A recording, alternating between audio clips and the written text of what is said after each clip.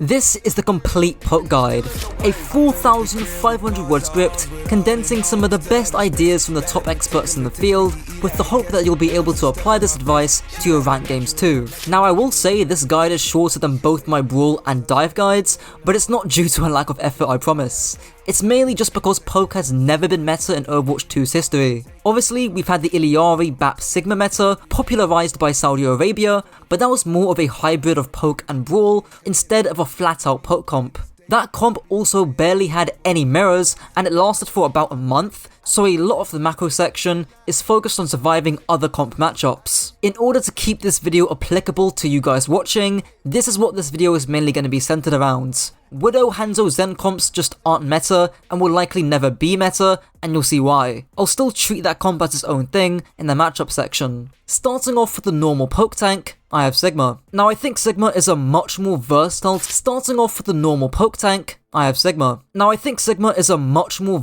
tank than what I gave him credit for in the past, which was reflected by my placement of Sigma in the mediocre tiers of my old tier lists. But Sigma's key USP, or in other words, what he's really good at, is ranged marking. In other words, your job as Sigma is to usually mark the most threatening or aggressive enemy heroes who will usually be ranged DPS or supports. This will mainly be through your shield and your hyperspheres, making sure to block that Ana nade during the dive, denying that Sojourn railgun or those echo stickies while your team rotates, etc. I'll talk about this more in section 4A and 4B, alongside in the Saudi examples that I'll give throughout, but it's why Sigma is usually not great against highly mobile dive compositions, especially stuff like Lucio, Kiri, Winston, because what the fuck can you mark on Sigma? The answer to that question is actually the DPS, like Tracer and Genji, and you can mark those heroes with your hyperspheres. But that is very hard to do, unless your name is Tread, and actually, here's a TikTok that I made on the best Sigma player in the UK,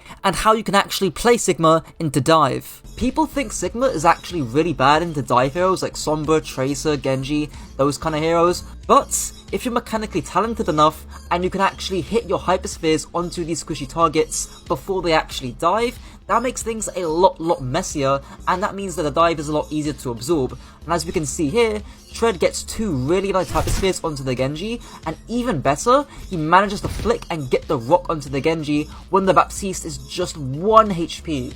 If that Genji lives for like a second longer and gets that melee off, we probably get this Baptiste and we probably win this fight. But because Tread gets those 2 hyperspheres early on and gets the rock, that does not happen for our team there.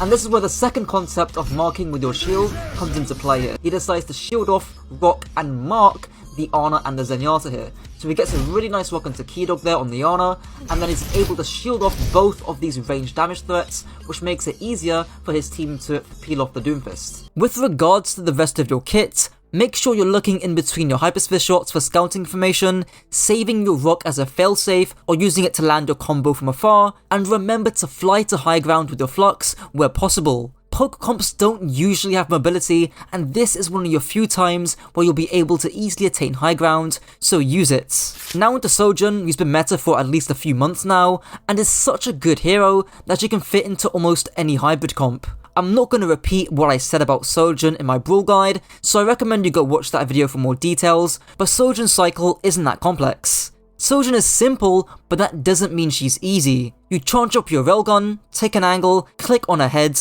and either push or pull depending on your ability to hit that critical shot. So this final DPS slot is actually really contested.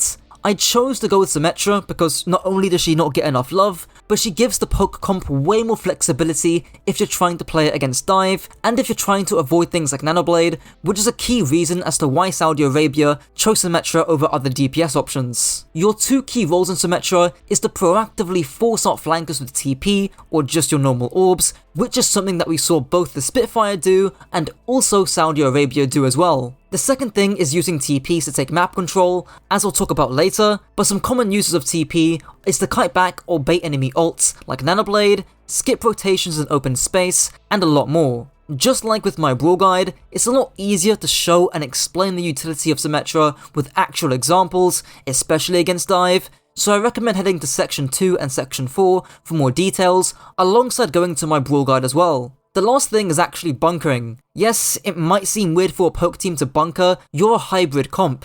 This is something Saudi Arabia should have done a lot more against Team China in the World Cup, but again, skip to section 2G for more details on bunkering. Now into Illari. Thanks to her, she pioneered the modernized version of the poke comp straight back into Overwatch 2. If it wasn't for her, this video probably wouldn't exist. In short, your main role as Illari is to get the fuck off main and to support one of your split cores, aka your off-angle pressure. Usually that'll be the off-angle taken by your other DPS, namely Sojourn or Soldier, and thanks to your pylon, the both of you should be able to stay on that off-angle for a prolonged period of time. I thought I'd quickly cover your ult usage too, because it's not just an aggressive ult to win duels. While that is definitely one of the uses, against dive comps, you can use it early to prevent the dive from even happening and to clear space, which I'll talk about in one of the later sections, or you can pop it around your other support to zone off the dive, or you can use it after the dive has happened to keep the dive on their back foot. Now into Baptiste. Bap and flex support in general is one of the simplest roles in the game, but that doesn't make it easy. Your main job as Bap is going to be supporting the other core, or your main core, which will normally include your tank. The most important thing I can say with Bap is mid-fight positioning. Especially when you're playing against dive, finding places to exo jump to high ground is pretty important for your survival. This advice also applies to Baptiste in almost any other comp in the game, but I've seen really good teams lose fights because the Bap player just rotates in open space and dies or gets traded. Leo too, you need to be on high ground. You're safer and you've got good LOS. You can easily flush out this Kiriko from this high ground here. Tracer can't access you. That's just gonna happen, right? Like, that rotation to high ground is super important. The general macro of how your comp functions is fairly simple. Against most comps, you split into two groups or cores. In other words, your Sojourn Illari splits and take an off angle, while your Sigma, Symmetra and Baptiste hold space down main. Both cores should ideally have line of sight onto each other. Due to the natural range of your composition, against bad teams who stack, you're likely going to get a pick. But against better teams, one of your cores are going to get pushed or overloaded. That's when the core getting pushed will eventually pull, while the other core who aren't being pushed will push back. It's hard to explain without a visual example, but there'll be plenty of examples in the matchup section and throughout as well. Now to controlling lanes. Poke is especially at its strongest when the damage is coming from multiple different directions, and your main goal is to end up for a 3-2 split or a 2-2-1 split where the enemy team can't contest any of your angles. Since there aren't any public examples of poke mirrors in Overwatch 2, I'll have to create my own. Because the software I'm using is quite old, any Overwatch 2 heroes aren't in here, so I've denoted Zen to be Illari and Soldier to be Sojourn. Usually the easiest way poke can take space into another poke comp is to overload one of the cores. You can do this by sim TPing everyone, or your Sojourn Illari plus another DPS, or a support, overload one side. Once this happens, congrats, you now have more map control, and you should have at least 2 lanes of control. What you do now just depends on the enemy comp that you're up against. If you're playing up against a Brawl comp for example, and you're running Hanzo instead of Symmetra, you can actually have a 2-2-1 split going, where Sojourn Illari could take Hotel, your Sigma pokes from main, and your Baptiste Hanzo can utilize the high grounds. Line of sight is very important here. Notice how the Baptiste is able to see and help out every teammate. This also nicely leads me into the next section about push and pull in poke comps, because the Brawl team, if they're good, aren't going to sit still and take your poke. They're going to look to overload one of your cores, probably the one in Hotel. There's 2 options here. If they 5-man rush your Sojourn Illari in Hotel, your Sojourn Illari are going to pull away, and your Baptiste Hanzo, thanks to their line of sight, will threaten the Brawl to keep chasing them in open space into their damage. This is what Saudi Arabia did to Finland in one fight, where Finland tried to overload the side of KSA. KSA, or the Sigma, pulled into the line of sight of his Illari Sojourn, and then Saudi Arabia repushed from multiple different angles, and because Finland had already used their cooldowns, this fight was pretty over. Your other option is just to trade backlines. If your Hanzo for some reason is on a crazy off angle, or you're playing more mobile heroes like Genji, Tracer, Echo, Mercy or Pharmacy, you can look to chase the tail of the enemy rush comp and destroy that enemy Baptiste when they rotate. Because of the map geometry on this specific example, i.e. Hotel has a ton of cover, you'll usually just resort to the first option. A more visually clear example of what this would look like would be on Lijiang Night Market, where the Brawl team rush an open space straight onto your Ana or Baptiste, then your Pharmacy will just chase the tail of the enemy rush, kill the Baptiste, and then some. Another thing worth mentioning is to know when your backline should stack or should split. Thankfully, this theory is pretty simple. If you're against hard brawl comps, so stuff like Ryan, Lucio, Baptiste, you almost always want your backline splits. This is solely because the disadvantage of being split, meaning you're isolated, doesn't really matter against brawl comps. They just haven't got the mobility to punish a Zen who's playing split from his Ana, and you get all the advantages. If you were stacked and the rush team rush onto you, both of you would probably die. Now the worst case scenario is that only one of you die. You also get more angles, which means it's easier to get damage on the brawl comp, and it increases your serendipity of getting a random kill or a big nade by virtue of playing splits. However, against comps with any form of mobility, so any dive comp, you can't really play splits. That's mainly because one of your supports are just going to get isolated and blown up before you can actually do anything. I will say there is a grey area where you can play soft off angles against dive comps and making sure there is a line of sight between both supports, but you can still damage the enemy dive comp from multiple different angles. Now into clearing space with your ultimates. In poke comps, you'll have an array of ultimates to clear space with, namely Bap Window, Captive Sun, Sim Wall, High Noon, and to a lesser extent, Flux and Overclock, but make sure that when you clear space with ultimates, you actually take it. This is something that Saudi Arabia was fairly inconsistent with. Not only stacking ultimates that do the same thing, but not even clearing and taking the space that ults are meant to take. Now I debated about putting this in the dive section specifically, but considering how much dive you're going to face when playing any poke variation, I thought this deserved its own section. I've pretty much brought it up in every comp guide, but this is going to be solely about the absorb stage in my SPA framework. It's something that Saudi Arabia never really did against China in the World Cup. They much preferred trading backlines and ending up in a 3v3 mechanical mess of a teamfight. Credit to CommanderX for the overhead view, which I'll be commentating over. As you can see in this teamfight, the Illari Sojourn try and get value on the off angle, but I think this is too greedy. You can always take the off angle later, but you can't always peel the dive later. Here, I would have preferred the Bap Sojourn Illari to be playing distance on the high ground and to be playing that soft off angle where they still have cover and good line of sight to control space from. Since Saudi Arabia would be playing tighter here, it would be much easier to peel off the Winston dive. I prefer KSA playing a bit tighter too, still zoning off the Brigana with the shield, but also looking for a rock onto Gushue and also firing hyperspheres towards the Hanzo. Now, after Saudi Arabia absorbs the dive,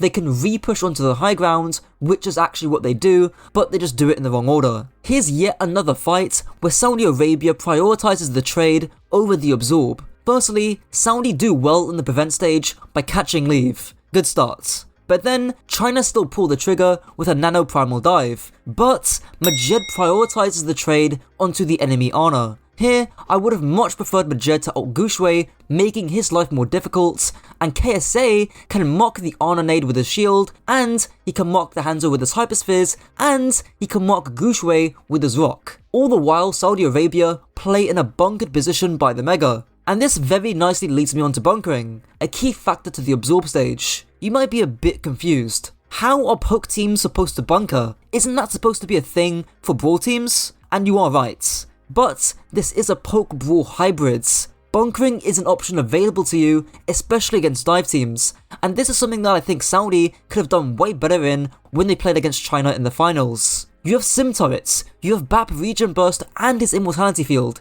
you have Disruptor Shot and Power Slide, you have Sigma's amazing ability to mark multiple angles at once. Why would you ignore this key bit of macro? So, as I just said, Saudi Arabia could have just bunkered by the Mega, but they also could have bunkered in that first example too. On Route 66, Saudi Arabia threw yet another fight where they got a pick in the prevent stage by still looking for off-angle value rather than looking to absorb the dive. I would have much preferred Saudi Arabia to bunker in the gas station, force points, and set up with sim turrets. They actually do bunker once at the start of second point, and guess what? They ended up successfully absorbing a nano doom engage with Meteor Strike and winning the fight. That's 4 examples where bunkering could have and did in fact help Saudi Arabia beat China's dive. While bunkering might not be that useful in mirrors or against brawl comps, it's definitely a usable tool against dive compositions. While I don't have any examples, bunkering is also useful if you're playing into a comp that has more range. If you're playing Brigame Sigma for example into Zen Hanzo Sigma, bunkering can be used as a tool in combination with forcing the points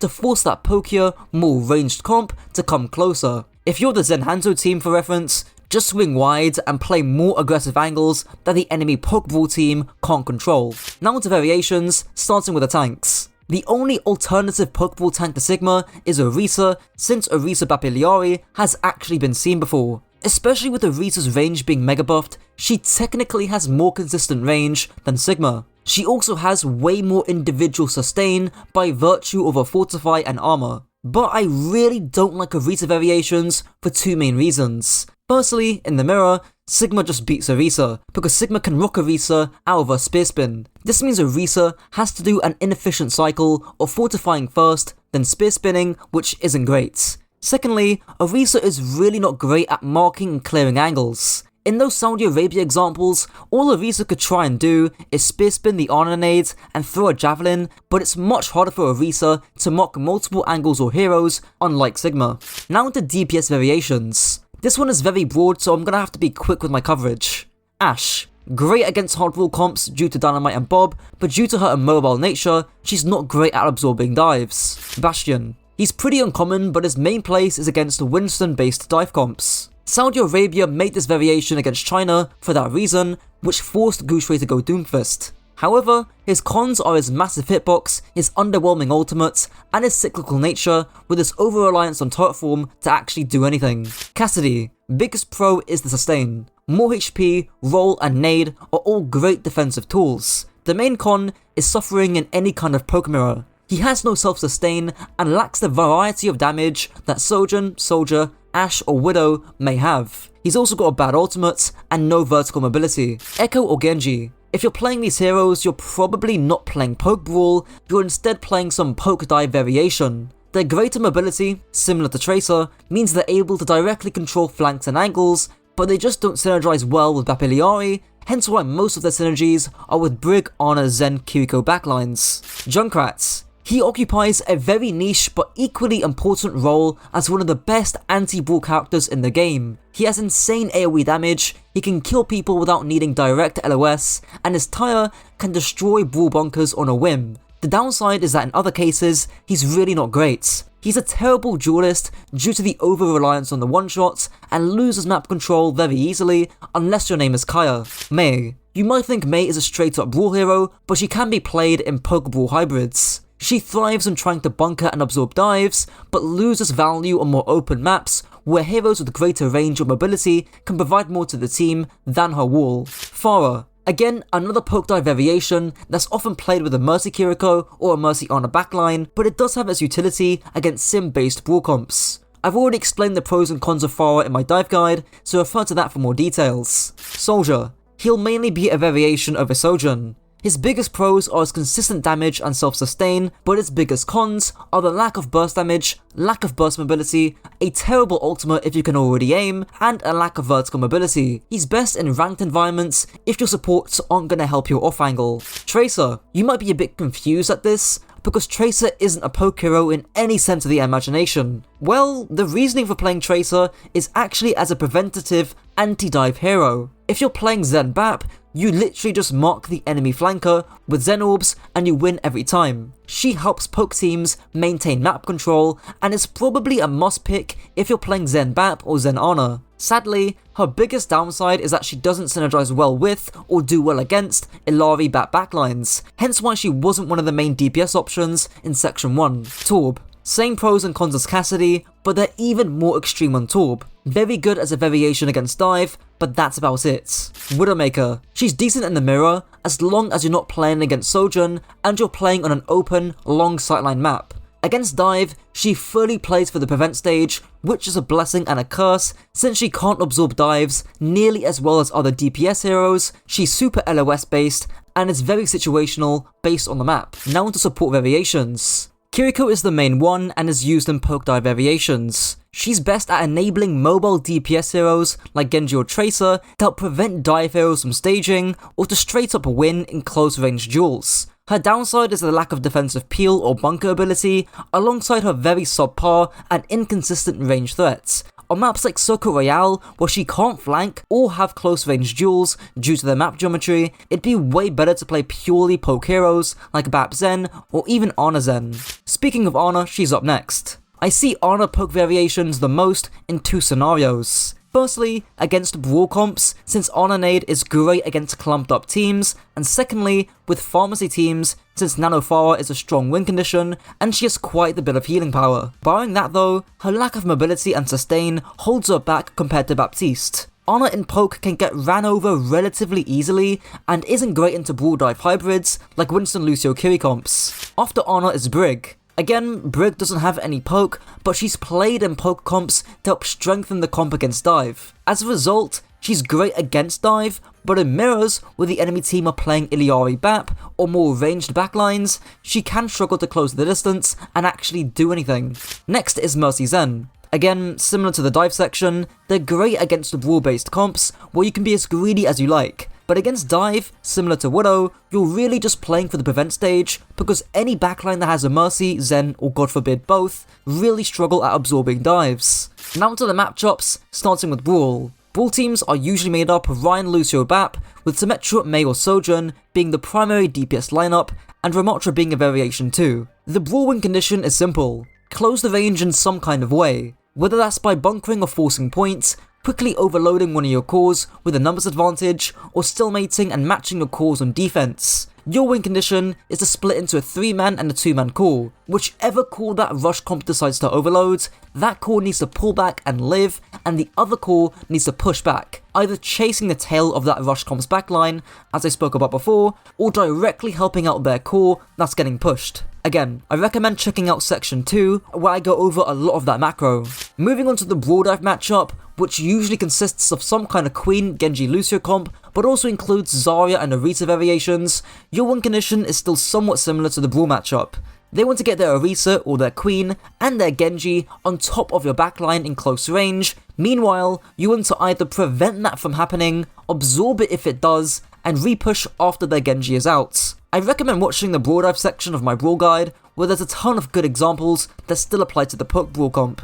For example, on Lijiang Control Center, it'd be fairly normal for your Sojourn Illari to take White Room and your other core to stay main. Hopefully, your Sojourn Illari can get some off-angle value early on, but if that's not the case, you can just power slide and outburst away, absorb the cycle from the enemy Brawl Dive comp, then repush while the dive team are on their downtime. Here's actually an example from my own team, Warwick Angels, which you can see me coach live on Twitch, link down below. The main difference is that they're running Reaper over Genji, but same advice still applies. Firstly, our Sojourn should be with our Honor instead of the Genji. This way, we just disrupt the Reaper TP, we pre-fire at his head, making it a lot easier to absorb the dive pressure from the Reaper and force out his Wraith. Secondly, our Kiriko should be looking to help peel for our Honor first, then look to repush on the enemy team. I spoke about this in my dive guide and why trading backlines can get messy, but if our Honor still dies with Kiriko help, then we can look for trades. Thirdly, our Doom Genji should be zoning out the Bap Mei. Unless the Baptiste Mei are rushing with the Orisa Reaper,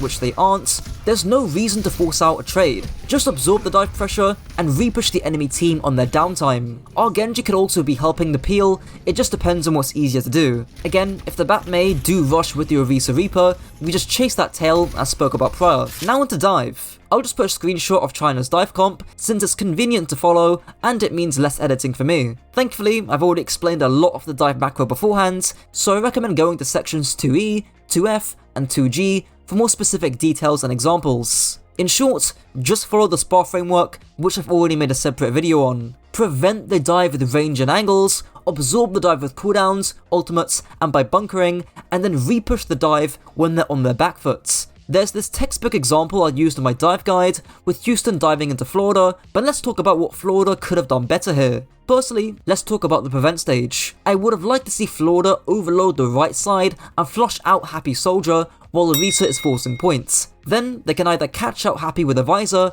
or they can catch out Pelican if he decides to rotate where Florida once held. As long as Happy or Pelican are out of the fight, absorbing the dive should become a lot easier. Someone actually wastes his Terror Surge, which he could use to zone off some area of the dive, and there's also a lot of cover on the right side, making it easier for Florida to bunker and absorb the dive. Then Rupal can pop Matrix during that repush phase. Now onto the poke dive versus poke Brawl matchup. I actually already have a VOD of me going over this exact matchup, so I'm going to play the relevant parts. The differences is, with the Brawl, These guys can actually hold space a lot more effectively and for a lot longer period of time than this combo over here. Obviously, Doomfist is not great at holding space compared to Sigma. The benefit with this dive variation is we can take space a lot more quickly. We have access to a lot more of the map. Obviously, this is a good example, right? Element's already on high ground here and it's been 20 seconds. So we can actually stage dives way more effectively. The second thing, push-pull stuff. But because both comps are split comps, there'll be 2 cores most of the time. And then one of the cores is going to push, and then the other core is going to pull. And we don't do this quite well. Again, their core cutted this direction, we pushed this way, and then they're gonna push back onto us, as you'll see, which means we need to pull back. And then I'll just keep the arrows and we get a good push there, but we don't pull. Finally, onto the poke matchup. This is actually pretty simple. Just look to play short sightlines, either with how the map geometry is, as you can see with the Mei example on Circle Royale in the background, but also by bunkering and forcing points to force the poke team to come closer, which again is something that I've already talked about in the bunker section. Anyways, that's it for the video. The fully compiled poke, dive and brawl guides will be coming out soon, and make sure to share this around. Until next time.